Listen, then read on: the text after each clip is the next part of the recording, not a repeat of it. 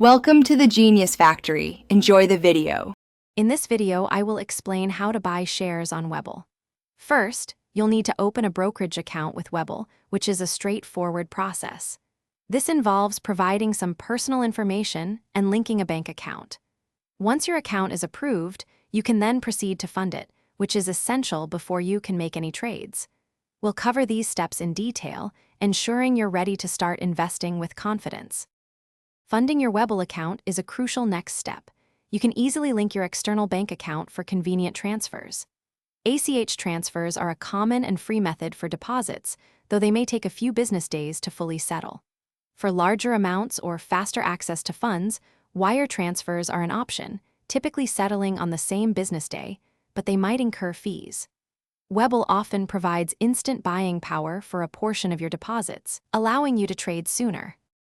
Once your account is funded, you're ready to place a trade. Start by searching for the specific stock ticker symbol you wish to buy within the Webull app or desktop platform. After finding your desired stock, select the trade button and then choose Buy.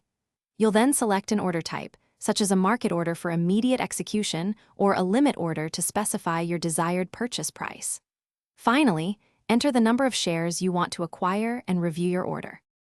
Understanding order types is key. A market order executes immediately at the current market price, offering speed but no price guarantee. A limit order, however, allows you to set a maximum price you are willing to pay, giving you more control over your purchase. By the way, for those looking to streamline their daily routine, check out the leak-proof meal prep containers linked in the description, along with other great deals.